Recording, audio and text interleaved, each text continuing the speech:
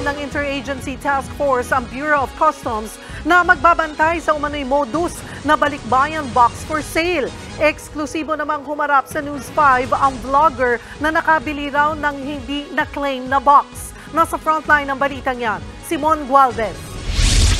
Meron nga ako nakitang isang post na meron daw mga balikbayan box na hindi na daw nakiklaim na mga pinapadalhan. Ibinagbebenta na pala siya. Ito ang viral video ng vlogger na si Alexis Vines patungkol sa pagbili niya ng balikbayan box online sa halagang 5,500 pesos.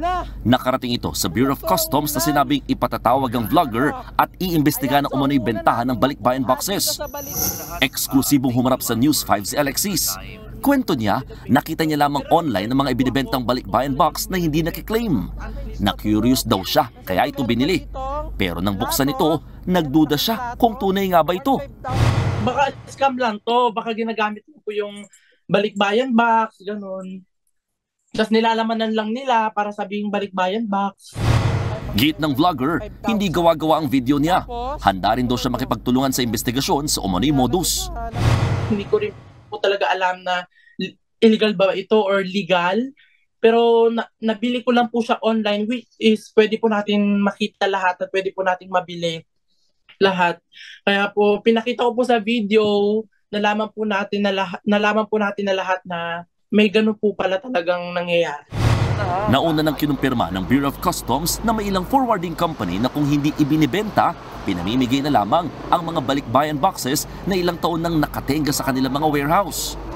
Kung ito is under a contractual obligation na kapag hindi may pagsang-ayon o consent, itong nagpapadala na maaari mong kunin yung box ko kapag hindi ko na talaga kinlaim yan or hindi ko binayaran yung dapat bayaran ko sa inyo, nagkakaroon talaga ng karapatan yung pinagpadalhan to liquidate.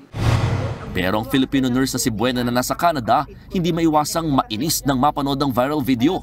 Ang mas kinaiinit daw ng kanyang ulo, may balikbayan box din silang 2019 pa hinihintay dumating. Pero hanggang ngayon, wala pa rin. Ang mas malala, sinisingil pa raw sila na nakausap niya sa Bureau of Customs hotline para lang mailabas ang balikbayan box.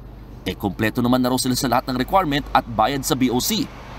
Nung tumawag ng kapatid ko, doon na nagsabi na may bayad nga, 18 to 20,000 yon. May fee daw po para ma-release there. Aside sa mga requirements sa documents, yung power of attorney and then yung ID. Itinanggi naman ng Bureau of Customs ang akusasyon. Wala hong policy ang customs na inaalaw ang atin hong mga hotline agents, no?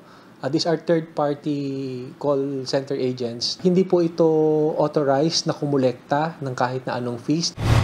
Nakatakda na raw bumuo ng interagency group na tututok sa mga problemang may kinalaman sa mga naiipit at hindi na i-deliver na balikbayan boxes. Nagbabalita mula sa frontline, Mon Gualvez, News 5. Mga kapatid, Cheryl Cosim po. Iba na ang may alam at may pakialam sa panahon ngayon.